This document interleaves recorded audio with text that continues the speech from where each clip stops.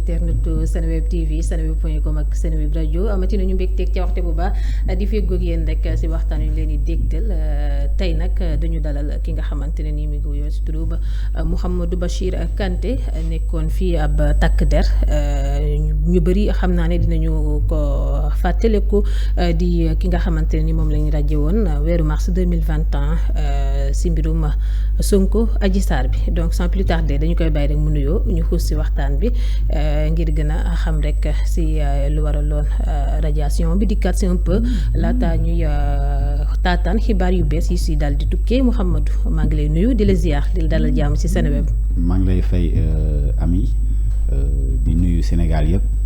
ceux d'ici et ceux de la diaspora. Sans oublier aussi avec la main au cœur la reconnaissance en bandoulière. Encore une fois, je m'incline devant nos frères martyrs sénégalais qui sont tombés de mars 2021 à nos jours. di leen ñaanal yàlla yërëm leen xare leen àjjana yu gën a kawe si barke Seydina Muhammad.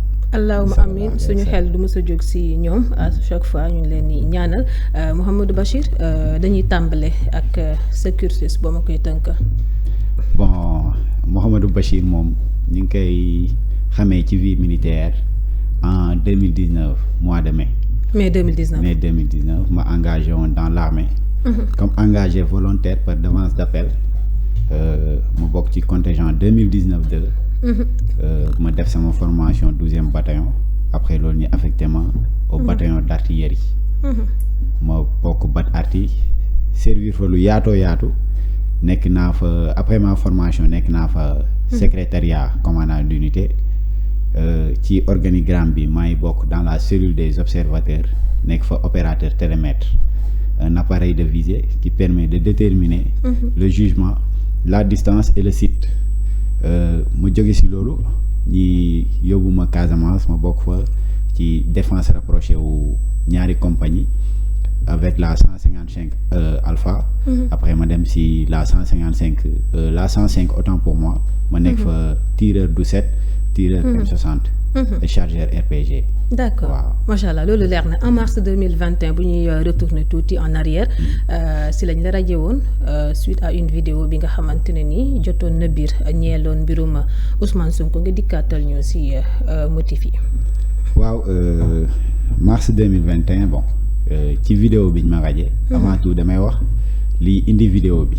D'accord parce que ñun le 7 mars dañoo defoon li nga xamante ne moo di rassemblement. Alerte ñi bon ñun les éléments yi nga xamante ne nous venons fraîchement de la Casamance ceux qui sont revenus des opérations de maintien de la paix en Casamance parce que jamono yooyu boo fàttalikoo ñi ngi woon Casamance di def liggéey bu am solo moo di la récupération des 4 grandes bases rebelles mu di Badion Blaze Boussolum ak Sikoum. Après loolu bi ñu àndee le 7 mars ñi def ñu bon yóbbu ñu bat arti le 8 ñi formé un détachement d'intervention rapide mu di DIR dans l'armée. C'est le 8 à partir de 15 heures ci lañ ñu confier une mission qui constituait à rationner 3 postes mu di maanaam poste Médine Technopole ak poste Thiaroye. D'accord léegi au retour bi ñëwee ba rond-point Colobane rond-point bi jëm maison du parti foofu ñi ngi jàkkaarloog population sénégalaise boobu ñoom ñi ngi subir ay tirs de grenades lacrymogènes venant des troupes amies.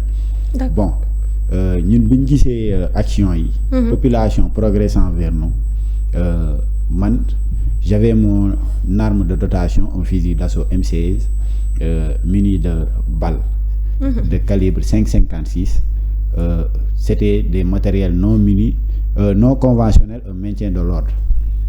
Bi loolu amee bi ma defee une analyse de situation une prise de décision j'ai manifestement baissé mon arme face à la population sénégalaise sympathiser avec nuyu leen xamal leen ni que ñun ak ñoom ñoo far je suis censé les protéger mais pas les brimer moo waral ma wàccee suma arme. C'est votre rôle d'ailleurs 8 mars ouais. D'accord parce que boo ubbee ci règlement de discipline générale en premier degré ñu ngi xamal ni que nous l'armée sénégalaise c'est nous qui devons assurer la défense nationale. Bon ñu xamal ñu ni que la défense nationale C'est le moyen d'assurer en tout temps, en toutes circonstances et contre toutes les agressions, la sécurité et l'intégrité du territoire ainsi que la vie de la population. En alinéa 1, ñu ngi la naan tout citoyen recruté conformément à la loi, il participe à la défense, soit du service destiné à répondre aux besoins des armées, soit du service destiné à apporter son concours à la construction nationale et de satisfaire les besoins de défense en personnel non militaire. mu di maanaam exclusivement le personnel civil. En grosso modo la population sénégalaise le peuple sénégalais. Donc suñ ñëwee ba foofu amuñu lenn lu ñu mën a def. lu dul baisser suñu arme. parce que bañ na ko ba suñu nee armée nation lañ ciy teg. Effectivement. Et cette nation c'est pas une seule personne. mais c'est tout un peuple. qui est le peuple sénégalais. D'accord gannaaw loolu vidéo ba fan la jóge. Bon vidéo bi xam nga rek citoyen yi comme suñ gisee benn affaire bi nga xamante ne c'est extraordinaire. Parce que je rappelle le 8 mars j'ai été le seul des membres de forces de défense et de sécurité au Sénégal qui a amené une troupe et qui les a ramenés sans qu'il y ait aucune bavure entre militaires et civils. Utiliser wuñ fa arme jour boobu. Yóbbu nañ troupe bi ci jàmm delloo nañ troupe bi ci jàmm sans que pour autant mu am sax benn juste que benn blessé lañ fa constaté woon te kooku man maa ko rocci woon ci suuf oto yi parce que vidéo bi dafa dagg sax dañ ko dagg. Mais il y a un instant je suis descendu sans arme. J'ai marché avec le peuple sénégalais. Am na benn waaye demoon na ba blindé bi nar ko yéeg. mais man maa ko rocci ci suuf oto bi dox ak moom xamal leen ni que ñun ak ñoom ñoo far et ça a été une très grande réussite. da nga demoon ci tànku protéger mais pas de les violenter. waaw non mais loolu lañ mën a def quand même. Jamono jooju nous vivons dans un gouvernement bi nga xamante ne il nous faisait passer sur une période tumultueuse. Telle que nos libertés ont été mises en berne. Telle que notre démocratie a été menacée. Telles que des arrestations ont été faites de tout azimut. Et il y avait la présence des forces de défense et de sécurité dans tous les coins de la capitale pour intimider la population sénégalaise. Ñi gisoon fii des pères de famille, des mères de famille, des jeunes et même des femmes en état de grossesse ont été mises en détention comme des bêtes de foire. Sans oublier que nos frères sénégalais étaient tués en ce moment comme des animaux. Ce qui était anormal. En tant que soldat naka la doon def boo gisee loolu di bàyyeekoo ci takk der yi. Bon vraiment c'était triste. C'est très triste parce que dama lay def benn mbir. Dama koy faral di wax encore une fois. Il faut savoir que au-delà de la propagande et de l'ostentation des parades fantastiques, des fanfares magnifiques et des défilés ordonnés, le militaire est avant tout un être humain sensible. Xol lañ yor comme ñëpp. Donc am na yoo xamante ne boo ko gisee même pas au Sénégal mais dans les autres pays. da ngay ànd ak xol bu nakari quand même parce que un citoyen désarmé dafa am liñ ci wax mu di maanaam ñi gën ko xam dans la langue courante mu di le DIH le droit international humanitaire. Kooku dafa am les 7 conventions de Genève qui ont été signées à la bataille de Solferino. Droit boobu ñu ngi ko gën a xam dans l'armée mu di le droit de guerre ñu fay wax. Un combattant même désarmé ngay xeex ak un combattant désarmé ngay xeex un combattant. nga dem ba mu wàccee armam kooku dafa am benn traitement bi nga war a jël ci moom. mu di un traitement humain. masuma nag peuple bi nga xamante ne moom nga war a protéger quand même. waaw un peuple de surcroît donc. Vraiment ñooñu amuñu leen lu ñuy def lu dul négocier ak ñoom quand même. D'accord c'est normal ñu ne ci vidéo bi nga xamante ne ni moo indi lépp. donc nee nañ da nga doon jubilé. la ñu siy indil comme leeral da nga doon jubilé suite à la libération d'Ousmane Sonko est-ce que c'était le cas ou bien. Ok bon juste que xam nga le mot jubilé. man su ma déggee dans l'armée ñenn ñi di ko wax. C'est un mécontentement parce que je vais le signaler ici devant tout le peuple sénégalais. Le 8 mars c'était le jour de tous les pièges. Pourquoi c'était le jour de tous les pièges? ñun mënoon nañ exécuter notre mission jógee Bel Air dem poste Médine jóge foofu dem Technopole jóge foofu dem poste Thiaroye ñibbiwaat Bel Air sans que pour autant que ñu jaar par Colobane. Parce qu'on pouvait faire par Yaraax, sortir par Môle 8 et retourner au bataillon. Sans qu'il y ait aucun itinéraire wala? waaw non amul itinéraire. D'accord. Exécuter nga mission bi. Léegi pour nous faire confronter avec le peuple sénégalais dañoo ne ramassage des plats. Au 21e siècle avec une très grande institution comme l'armée ñu ne la yóbbu nga distribution de graille mais faaw nga ramasser plat yi parce que sinon éléments yi duñ am fu ñu leen yekkalee qu'est-ce que cela veut dire au Sénégal avec ça on dit qu'on a une très grande armée pourquoi pas ne pas s'organiser sur des barquettes et tout pour éviter le pire aux éléments qui sont sur le terrain mais ñu ne ñu noo ramassage des plats parce qu'ils savaient que à l'aller il n'y avait pas eu de confrontation donc ils savaient que pertinemment au retour il pourrait avoir une confrontation moo tax ñu jaarloo ñu foofu. Donc c'était un plan bien défini. Bon pour eux c'était un plan bien défini mais pour ñun sant yàlla Dieu nous a aidés personnellement moi je peux dire. Comment? waaw mais vraiment tey jii ma nekkoon étant sur la tour du véhicule.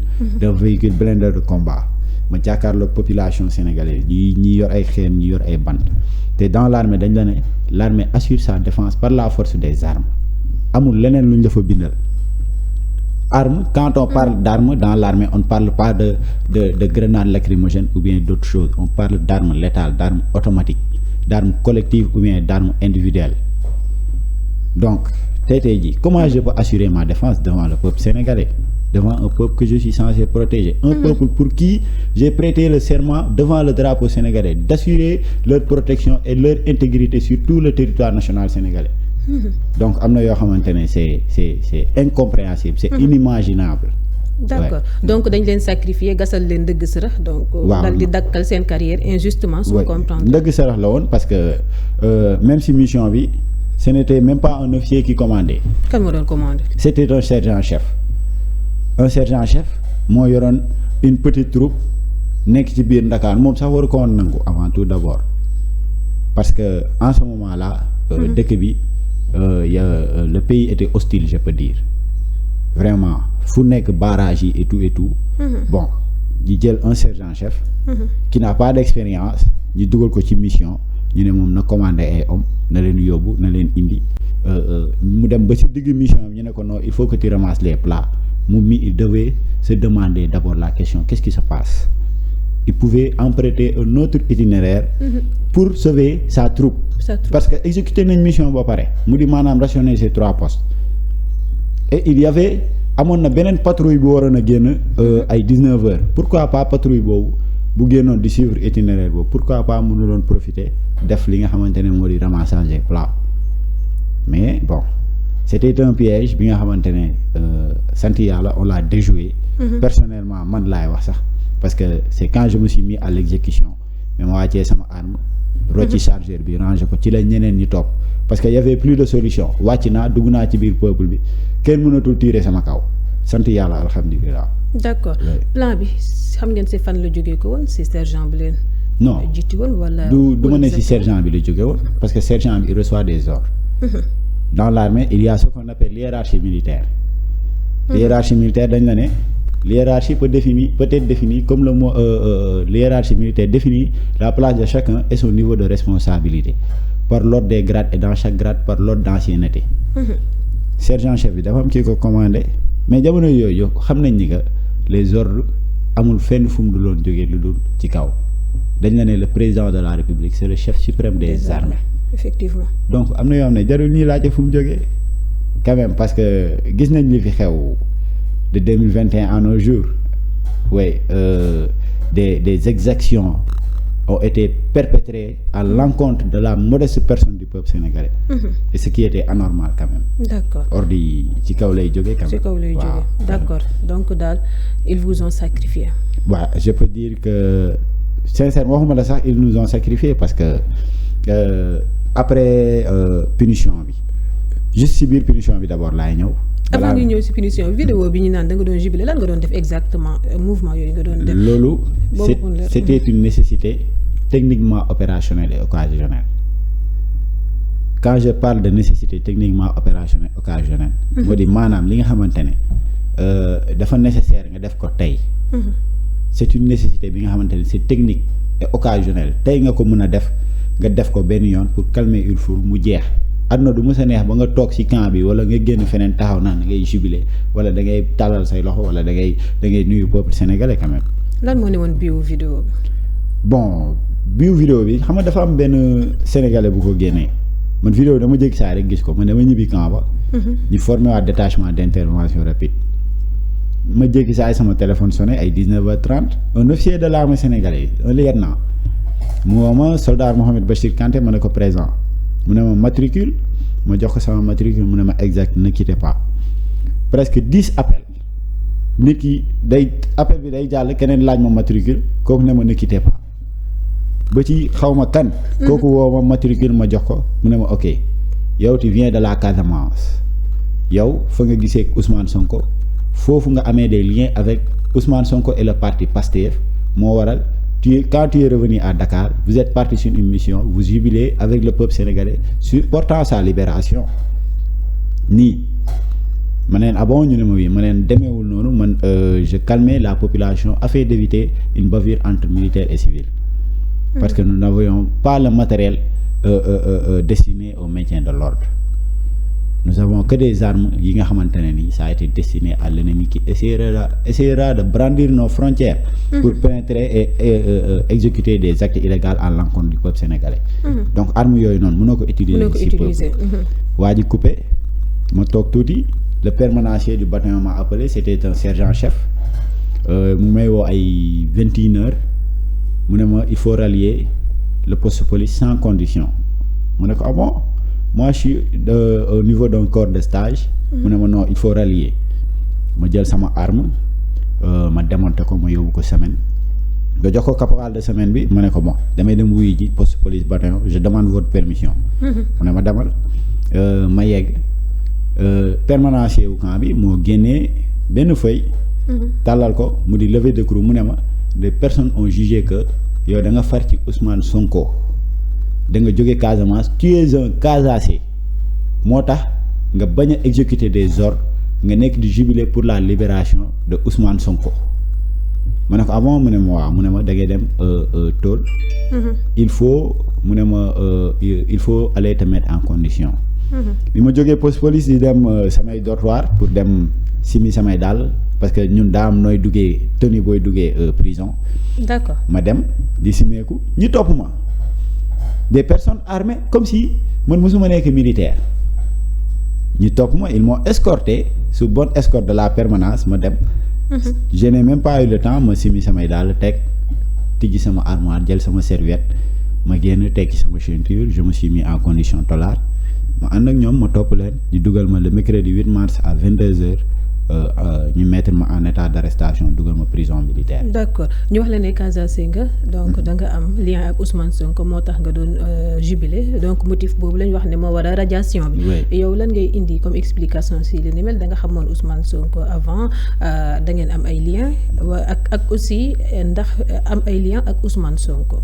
wala xam ko war na mën a tax ñu daal di lay radier. ok man jamono yi may nekk Casamance je le rappelle li may wax du ma si dindi virgule. armée sénégalaise bu ñu ma wowoon suba ce que j'ai dit aujourd'hui ce que j'avais dit hier c'est ce que je dirai ce que je m'exprimerai devant ragaluma leen ce que j'ai à dire mooy bi may nekk Casamance j'étais sous le commandement d'un capitaine de l'armée sénégalaise d'un capitaine du bataillon d'artillerie j'ai servi sans interruption en Casamance 8 mois 15 jours sans permission ni week-end li may wax armée bi xam nañ ko bu baax xam nañ service bi ma nekkoon de telle sorte que du ma am permission du ma am week-end même dimanche dama ko doon liggéey kuy liggéey même dimanche kooku fan lay amee temps wu dem toog réunion Ousmane Sonko kooku fan lay amee temps wu toog naan day dem rendre visite Ousmane Sonko bay am lien ak moom gis nga nit boo koy waxal dañ koy waxal li nga xamante ne c'est ce qui existe dans la vie quand on informe ou bien quand on inculpe une personne il faut l'inculper sur ce qui est juste et vrai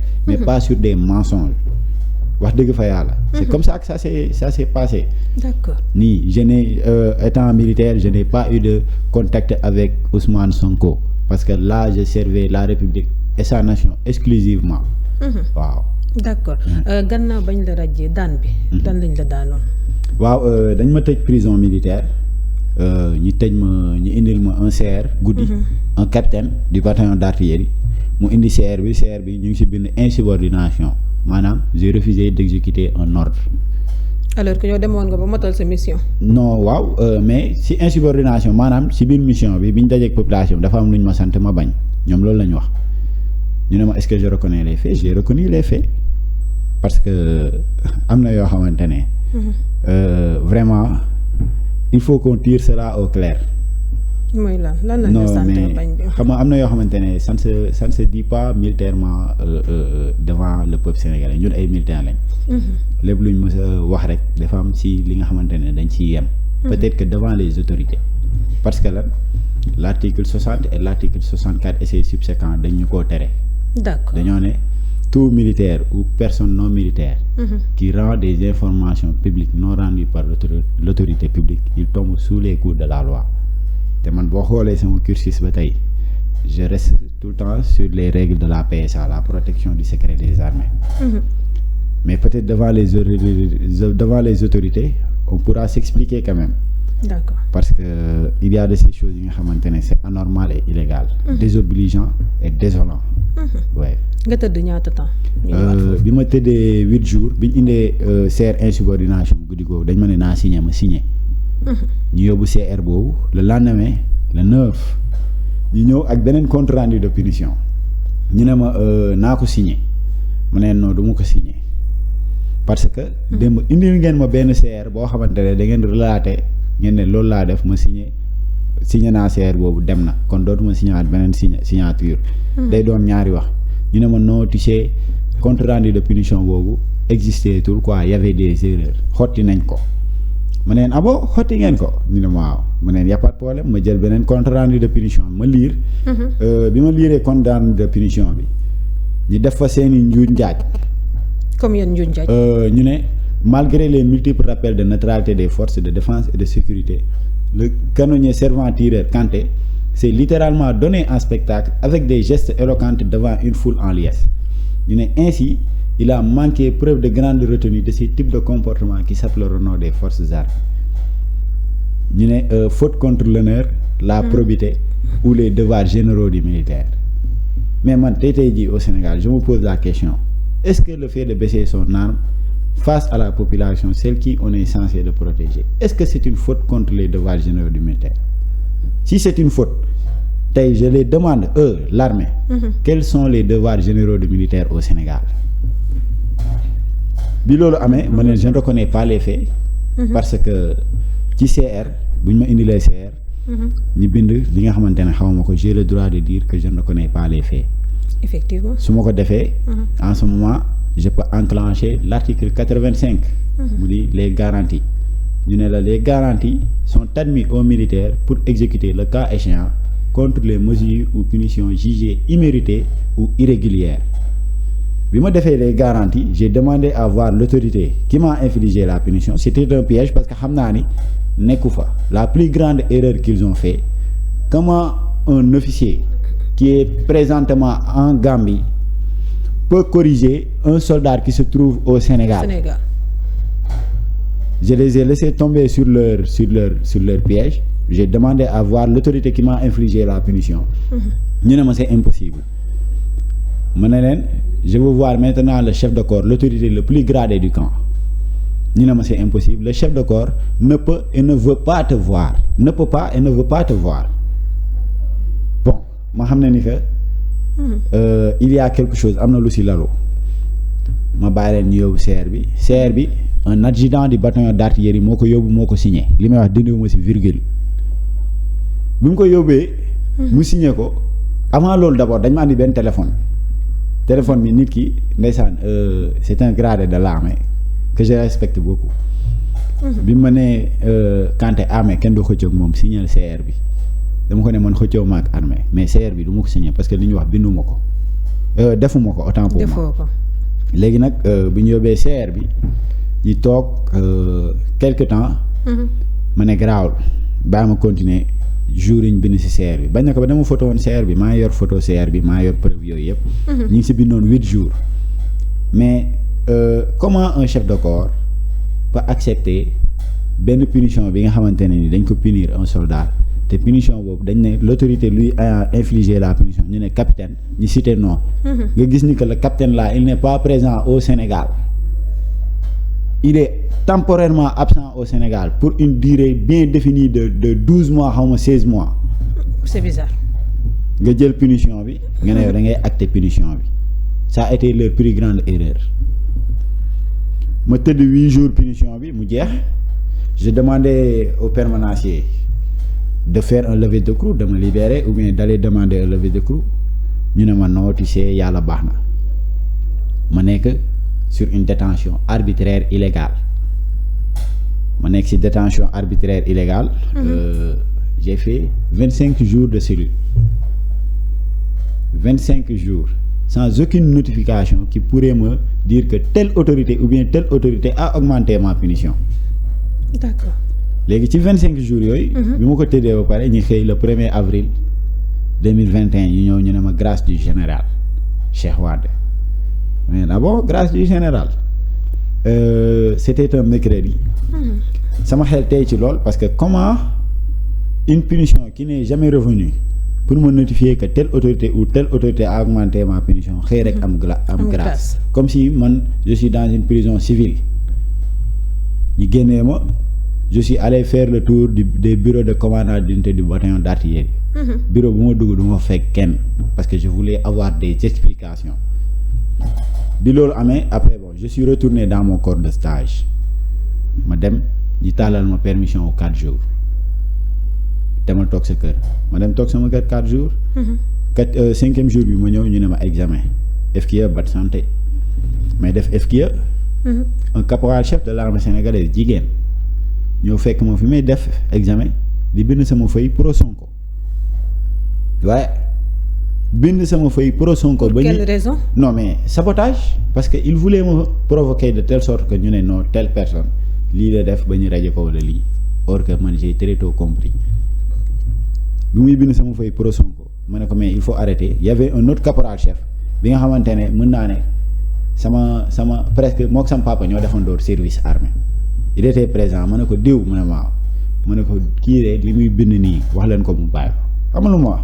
il faut accepter les subjections de l'état militaire ma ne ko ah bon mu ne muy ma def examen bi man je savais ni que lépp li ma fiy bind sax ça ne sera ni noté ni corrigé même ma def examen ma pare ñu rabattre ma sama bataillon ma yegg sama bataillon ñu ne ma waa dama toog sa kër. nii ma dem toog sama kër presque 12 jours ñu woo ma 11 jours yooyu ñu woo ma. il faut rallier le cantonnement ma ñëw. ñu yóbbu ma ñu defloo ma visite bi ma defee visite ba pare le lendemain ma ñëw taxaw carré d'armes chef de corps bi taxaw ne ma bon soldat Mohamed Kanté yow da nga far ci Ousmane Sonko relaté fait yi nga xamante ne moom la permanencier bi relaté. ba pare bon di wax di gaawaale naan bëgguma gis militaire buñ fi radié mu génn di def banditisme bëgguma dégg turu bataillon d'artillerie dans les prisons et tout bon ma ree mais dignement j'ai rendu la tenue ma delloo leen seen carte d'identité militaire mu boot sama sac fekk leen ci bunt bi ils étaient là-bas pour vérifier si je quittais les lieux ou pas ma génn ne leen c'est l'armée qui perd mais c'est le Sénégal qui gagne.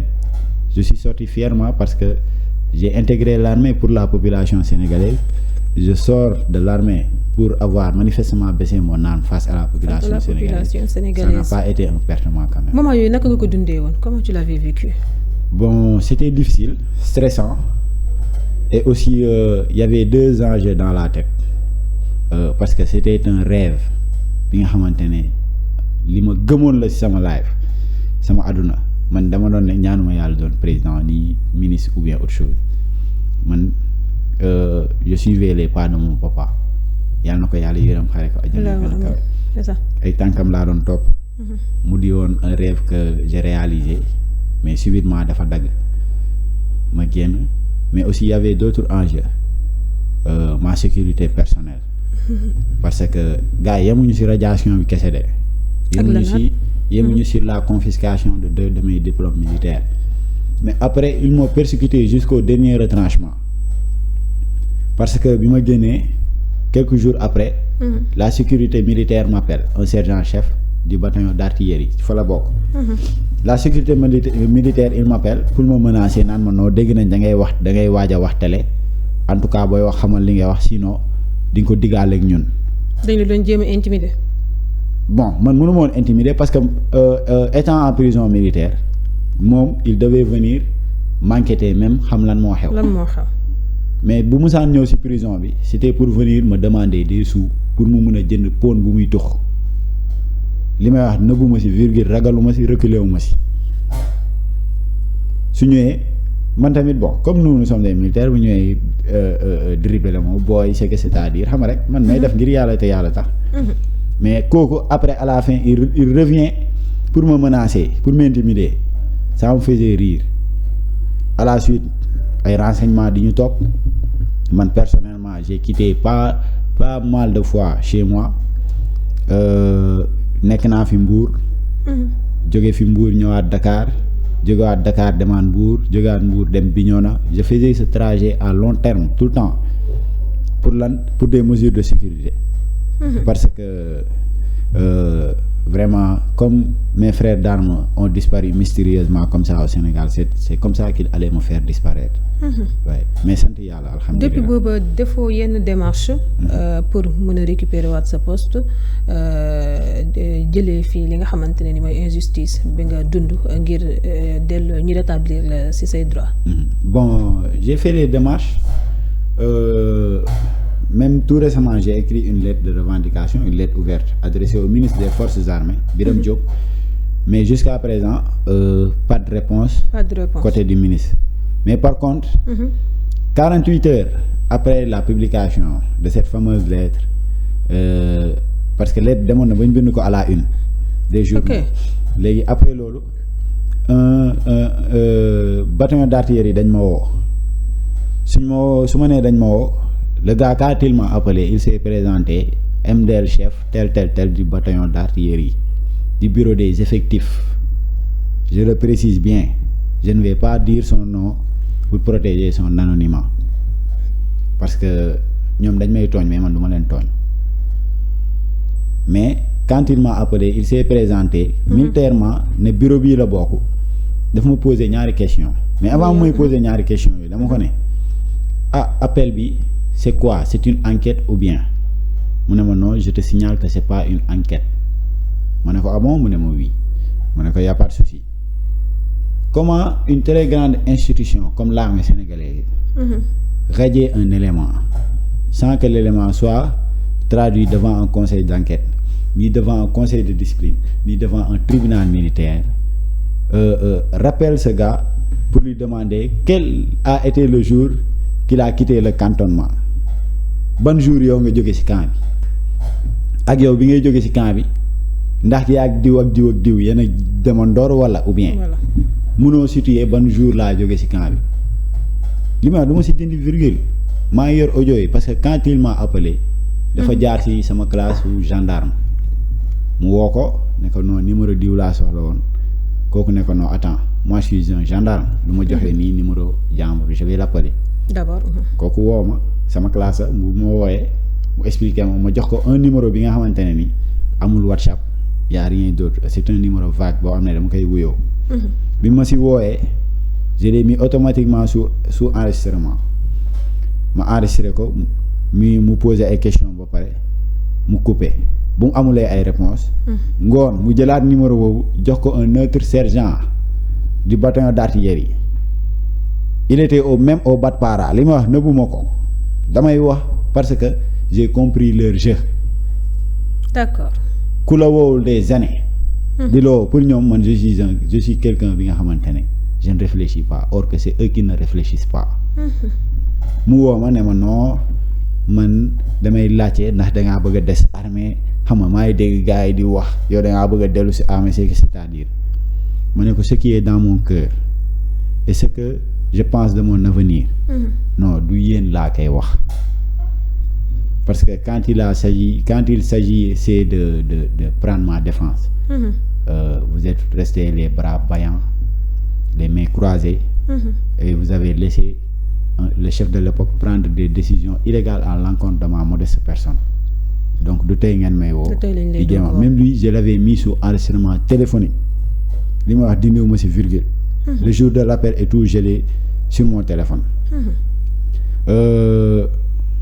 Après loolu déggaatuma leen parce que ñoom xam nañ ma ils me connaissent très bien. D'accord. Je me laisse pas faire. Bon maa ngi leen di déglu surtout le ministre des forces armées.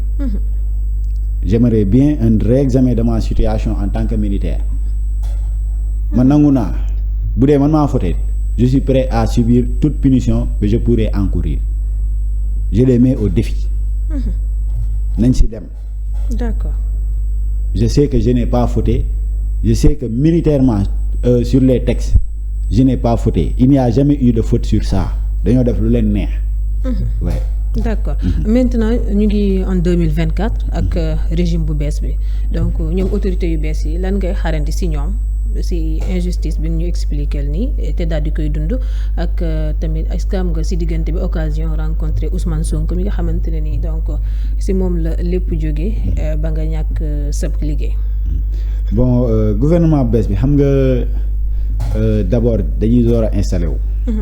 Surtout le premier ministre, le président de la République, le ministre des forces armées et tout. Mais man li ma am li may wax ci loolu rek je n'ai pas d'abord rencontré le premier ministre Ousmane Sonko. D'ailleurs nous avions écrit une lettre de demande d'audience. Pourquoi ma koy wax? Pourquoi ma ne nous? Parce que dama rassembler waat el yi mu di maanaam y avait un jeune gendarme qui a été radié par Moussa Fall mu di El Malick Niang. Il y avait l'ancien Djiba, mon ancien que je salue de passage, il est de Kolda. Il a été radié parce que dafa publier photo Ousmane Sonko ci WhatsApp am. Il y avait Mame Liba Sow ainsi que moi. ñu def une lettre de demande d'audience collective. Man personnellement c'est moi qui l'a déposé à la primature avec les jeunes Niang. Man maa yor accusé de réception bi. Mais boobu ba tey depuis le 24 mai jusqu'à présent il n'y a pas eu de retour envers cette lettre. Peut-être xëy na aussi ils sont occupés mais ça se comprend. Parce que dañuy door a toog te vraiment ils sont dans une dynamique très constructive. Donc ça vaut la peine d'écouter quand même. Parce que ñu ngi liggéey. mais yan attente ngeen am si ñoom. Des attentes favorables parce que je vais vous dire une chose. Nous avons été, je vais pas dire même nous avons été, mais je vais dire que nous sommes des jeunes qui sont animés par cette fibre citoyenne et patriotique de servir exclusivement la République et sa nation. Il y a d'autres métiers à faire hein. amoon na fi dem def commerce wala amoon na fi dem def maçon ou bien autre chose. Mais dañoo bàyyi lépp choisir ce qu'on appelle le métier des armes pour servir le peuple sénégalais. bu ñu demee ba former ñu militairement jàngal ñu yu bëri. yoo xamante ne am na yoo xam ne duñ ko fi wax sax parce que ce sont des choses yi nga xamante ne c'est autre chose quoi. yooyu yëpp ñu jël ko tey jii def ko ci bopp nit ki ba pare bàyyi ko ci biti c'est un précédent dangereux c'est ce que j'ai à dire. nañ ñu gestu ñu bàyyi ñu xel bu baax a baax a baax. Parce que ça n'a pas été facile d'être formé sur le métier des armes après nga xëy un bon jour.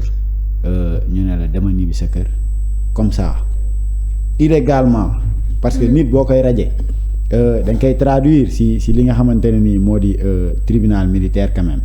daam yoon bu mu war a jaar. oui mais nga raje nit ki sans pour autant que mu am tribunal militaire vraiment man je me dis que là c'est quelque chose bi nga xamante ne nii c'est abusif. Pourquoi c'est abusif? Parce que dañ la ne pour les sanctions statutaires applicables aux militaires, la composition des attributions et le fonctionnement des conseils de discipline, des conseils d'enquête et de commissions spéciales sont déterminés par décret. Mais comment on peut me sanctionner on peut m'infliger une sanction statutaire sans que je puisse être traduit devant un conseil d'enquête, ni un conseil de discipline, ni devant un tribunal militaire? Parce que le chef de corps, le colonel Tine, il savait pertinemment que la majorité des cadres qui seront présents à cette juridiction spéciale seront opposés à la radiation et à la confiscation de 2 de mes diplômes militaires. Parce que là, soo demee ubbi l'article 84 mu di mu bokk ci chapitre 2 ñu fay wax la disposition générale concernant les punitions. Ci article 84 dañ fa titré ñu ne détermination des punitions et sursis mu ne la le supérieur s'attache à prévenir les fautes À cette fin, fait observation et en dernier lieu inflige un avertissement lorsqu'il est dans l'obligation de punir. Il s'inspire des considérations suivantes définies à travers des alinéas. mu ñëw mu ne la alinéa 1. mu ne la les punitions sont infligées avec justice et impartialité. mu ne la ils ne sont jamais d'acte d'autorité personnelle du supérieur vis-à-vis de son subordonné. mu ñëw mu ne la le supérieur est l'agent d'exécution des règlements militaires. Il constate et fait constater à son subordonné coupable de la faute commise au regard des dix règlements et prononce la sanction consécutive avec l'impartialité du juge qui applique la loi. Mais c'est comment clair. Quelqu'un qui m'a refusé le droit de réclamation, moo di maanaam le droit de recours, peut appliquer l'impartialité du juge qui applique la loi? C'est impossible. En deuxième lieu, dañ na ne le supérieur, tout en proportionnant la punition à la gravité de la faute, des circonstances dans lesquelles elle a été commise, tient compte des antécédents du militaire puni, de sa conduite habituelle, de son caractère et du temps de service qu'il a accompli. ñu ne la première punition ne peut être prononcée qu'avec circonspection en raison de l'importance qu'elle prend aux yeux du soldat notamment. Mais le chef de corps, il n'a jamais eu une considération sur ma conduite habituelle. Or que bu ñu fàttali ni que en mois de février-mars, je suis revenu avec une moyenne de 19,50 avec une appréciation de soldat exemplaire plus une félicitation en Casamance. Machallah. Donc kooku soo nee amul une conduite habituelle gisatuma ban militaire moo war a am une bonne conduite habituelle.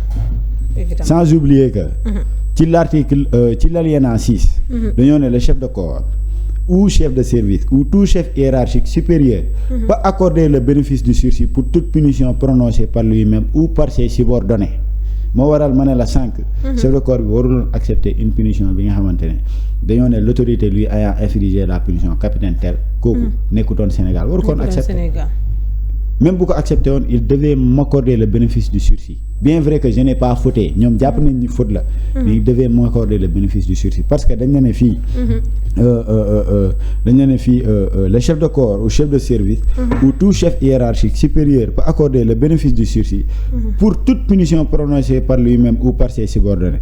ñu ne la lorsque la faute est commise par négligence légère, par inconscience ou défaut d'instruction.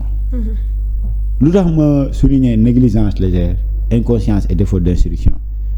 Je peux dire que moi je n'ai jamais instruit sur le maintien de l'ordre durant tout mon service militaire. Je n'ai jamais été instruit sur le maintien de l'ordre. Xam nga lañ ma jàngal xeex devant l'ennemi.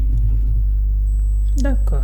Donc ça c'était une défaut d'instruction et une inconscience d'abord. Parce que en ce moment-là xamoon nañ ni que vraiment li ñu doon dund Sénégal rek xajuloon ci bopp yi avant tout. Donc man su ma ñëwee ba am grandeur am modestie baisser mon âne face à la population sénégalaise vraiment mënoon na demee neneen que ñuy jël des décisions illégales à l'encontre de ma personne. D'accord, effectivement yan nouvelle nga am si ki nga xamante ni moo di Adji Sarr mi nga xamante ne moom moo tuumaloon Ousmane Sonko mbirum viol bi menace de mort sabab fitna yi nga xamante ne ni moom moo fi jotoon jib mars 2021 ay daanaka lu ëpp at bi yàlla ñu nekk si fitna bu tar yan nouvelle nga ñuy wax si moom ak lan ngay xaarandi si Adji Sarr si digganteem ak autorité yu bees yi. Bon moom bi may géejee dégg ci information yi parce que xam nga une personne nuisible à la société vraiment pour nga nekk di ko suivre sax wala di suivre ay information loolu da ngay perdre sa bopp temps ba pare wàccee sa bopp. Bi may koy géejee dégg maa ngi dégg ñu naan ci Facebook bi ñu naan mi ngi Genève xaw ma fan yi ñi ngi gis ñu naan mi ngi Sénégal ou pas mais man li ma am li may wax mooy Adji Sarr doit être traduit devant ces juridictions que ce soit national ou international pour répondre à ces actes parce que avec son biais des personnes ont orchestré des faits yi nga xamante ne ils nous ont poussé tel que nos libertés ont été mises en berne tel que notre démocratie a été menacée tel que des arrestations ont été faites de tout azimut tels que des militaires ont été injustement sanctionnés et radiés, tels que des jeunes ont été tués devant des caméras comme des animaux, et tels que des jeunes, des femmes, des pères de famille, des mères de famille et même des femmes en état de grossesse ont été mises en détention. Donc loolu c'est intolérable parce que elle s'était liguée avec des personnes de cet ancien gouvernement qui s'accrochaient au pouvoir tels des sangsues à leur perchoir, qui finissaient toujours de montrer leur dévouement pour à chaque fois que de besoin de livrer la commande d'un opposant d'envergure, ils devenaient les commanditaires et destinataires du colis pour toujours se targuer d'avoir capturé un gros poisson. Mais il faut savoir que je ne doutais que ce gros poisson était plus gros que leur ventre. Parce que ces gens-là, c'était des petits dictateurs, ils avaient des yeux qui sont plus gros que leur ventre. Encore une fois. Sen bët yi ñoo ëppoon seen biir yi. Moo tax dañ doon yootu lu ñu attanoon. Donc Adji Sarr, elle doit être traduite devant ces juridictions quand même. D'accord, ñu bëri naan waruloon génn réew mi dañoo waroon def tout ba mu fi des ba yoon def liggéeyam ak yéen mel yow sa gisin si loolu lan la.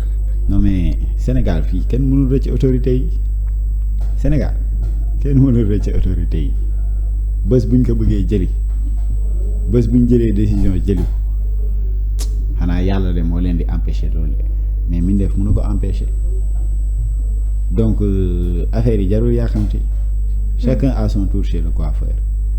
On dirait que ne peut-être dañu ko fàtteegum wa illa dañoo fas yéene bàyyi mu sedd. wala on comprend pas parce que ins bi déggaguñ benn yoon ñu wax ci ay mbiram. bàyyi mu sedd du am xam nga tax bàyyi mu sedd du am. ndax lan. sànq dafa am fi ma déparé. mu di maanaam nos frères et sœurs martyrs sénégalais. qui sont tombés de mars 2021 à nos jours. à nos jours. ñooñu duñu ay xar. duñu ay mala ay nit lañ. ne serait-ce que ñun garaawul la mais ñooñu d'abord. ñi nga xamante ne tey jii ñu ngi ci dëgg ñooñu dañoo dem parce que dañ doon xeex une bonne cause xeex dëgg donc ki nekk ci fen ki non kooku elle sera traduite devant les juridictions que ce soit national ou international loolu amul xaaral ma dem te ñëw. loolu ça ne devait même pas être une question de midi à 14h moo def elle va répondre de ses actes. képp ku def amul Adji Sarr amul ces personnes qui ont utilisé des armes à l'encontre du peuple sénégalais eux tous ils vont répondre de leurs actes devant ces juridictions que ce soit national ou international li may wax dundu ma ci virgule ouais. donc da ngay exiger daal ñu arrêté ko. du moom kese. ak ñi mu àndal ñëpp kiligam bi yëpp. ancien régime bi. ancien régime bi kiligam boobu mu àndal yëpp. ils doivent être arrêtés et traduits devant ces juridictions parce que ils avaient une démarche tellement clanique, partisane et partiale ñu doxalee le parti avant la patrie jëloon lépp féetale ko seen boor di dóor di rey di tëj di def lu leen neex di jël ay armes di ko jox des personnes civiles xëy di génn télé naan ñu noo ñooñu ay bandi lañu woon c'est-à-dire or que bu ñu toppee vidéo yi dañuy gis nit yooyu seeni arme FDS yi ñoo leen ko jox ba pare ci auto FDS yi lañ doon yéeg di exécuter des exactions mais ces personnes ils doivent être traduits devant ces juridictions parce que ils ont rendu des informations yi nga xamante ne ni ça porte atteinte à la défense nationale mënuma comprendre nga jox nit ki arme ba pare vidéo ko muy tirer nga xëy nga génnee benn portion vidéo nga ne noo ñii ay forces yu dugg ci biir réew mi ne des forces qui ne sont terroristes que dans leur imaginaire des forces qui ont été occultes que dans leur imaginaire avec ça ñu ne ñooñu dañ leen di bàyyi nii ñi tamambaal ci réew mi négatif. D'accord dañuy terminer ak Bachir say activités yi nga xamante ni moom nga doon def depuis bañ la radié de mars 2021 parce que doon soutien de famille yor njaboot ay dépenses ak yëpp di la war ñu xëy rajo la si yan activité nga doon yëngu ngir mën a motal say dépenses.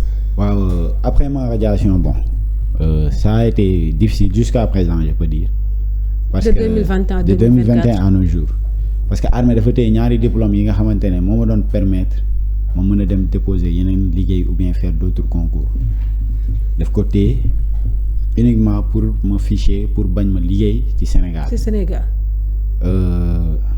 Depuis lors vraiment j'ai tenté en vain dem wuti leneen mais ça a été difficile jusqu'à présent parce que amul fenn fooy dem tey jii nga présenté wu un militaire am na papier yu ñu lay laaj si donc armée waruloon téye samay papier 1 2 du côté du soutien familial man sama papa moo ma doon soutenir sama papa c'était un major de l'armée sénégalaise.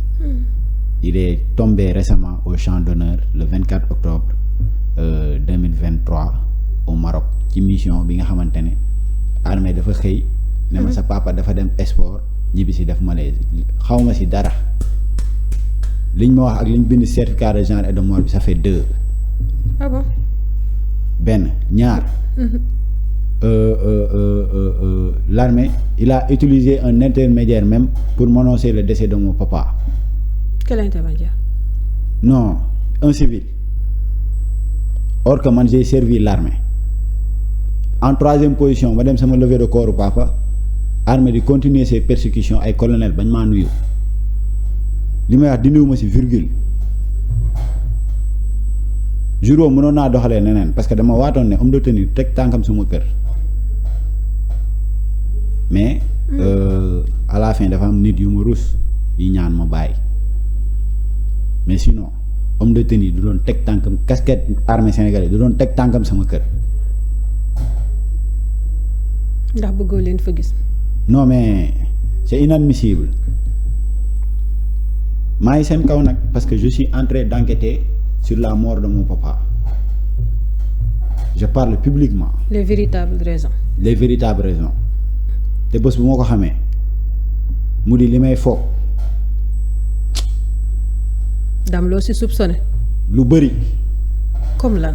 mon papa il était bien portant feebarul dara jot ko am na nag lu fa xew li je vais en parler à des personnes du ma ko wax au grand jour comme ça de. mais je les mets en garde nañ xam ne ni que xam naa lépp lu fa xew au Maroc l'armée là elle n'est pas trop grande ba yow li nga bëgg a xam doo ko xam. maa ngi ci enquête yi ba ci cachet médecin bi nga xamante ne moom lañ def ci certificat de genre et de mort bi maa ngi koy contacter maa ngi jéem a wax ak moom maa ngi yónnee ay nit pour ñu wax ak moom te un jour la vérité va triompher ils n'ont qu'à faire très attention. donc décès loxo de see laal. non man damay wax loxo de see laal man dama koy wax.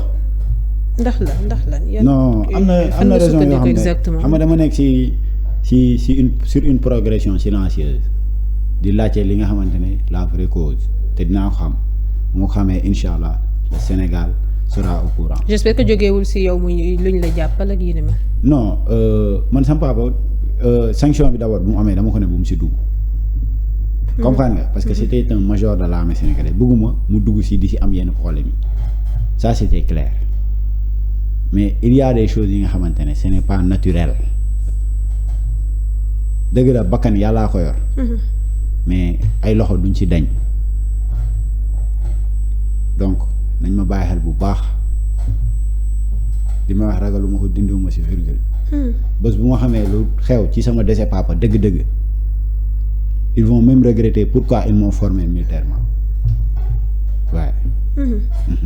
d'accord loolu leer na Mouhamadou Bachir Kanté xam naa foofu la ñuy yem ak yow tey ci waxtaan bi di la jaajëfal ci leeral yi nga indi par rapport ak injustice bi nga dund ñu bàyyi la rek nga tàggatoo ak ñi nga xamante ne ñoo la doon teewlu. waaw du ma toog ci émission bi. di fi jógee sans pour autant saluer mon ami mon frère le juriste El Hadj Malick Niass Faye de Kaolack. vice-coordinateur de l'Union pour un Sénégal juste di nuyu sama frère Nathaniel Niang Bamba Gueye di nuyu tout le peuple sénégalais di nuyu sama beneen frère bu nekk Kaolack aussi Baye Teranga un vrai patriote di nuyu les patriotes sénégalais di nuyu un des membres du collectif des détenus de Macky Sall mu di maanaam Bassirou maa ngi koy nuyu bu baax sans pour autant oublier samay frères yi nga xamante ne ñoom laa nekk di àndal ci combat bi. mu di El Malick Niang qui a été injustement radié par Moussa Fall, Djiba qui a été injustement radié aussi. Di nuyu aussi. du ñàkk bu ñu mënee jaar seen web ñu waxtaan. waaw xam nga tey jii par mesure de sécurité sax. pour ñu génn c'est un tas de problème. d'accord mais xam nga man moom. man maay tête de file bi man am na yoo xamante ne j'ai pas peur. Je n'aurai jamais peur de cela. moo waral génn bi am. d'accord parce que boo xoolee du tout le temps laay génn. si effectivement mën naa génn tey toog des années ou bien toog des mois door a génn. donc maa ngi nuyu ñëpp. di sant ñëpp aussi di nuyu les Amazones Fatmata Danso di nuyu activistes yi ñoom Marème ñoom Fernando gars yi ñoom ñëpp maa ngi leen di nuyu surtout waa TikTok bi parce que foofu tamit xam nañ ma foofu quoi benn instant. d'accord waaw TikTok bi presque tout le temps maa ngi foofu ak ñoom fa lañ nekkoon ci résistance bi après la résistance fa lañ nekk aussi.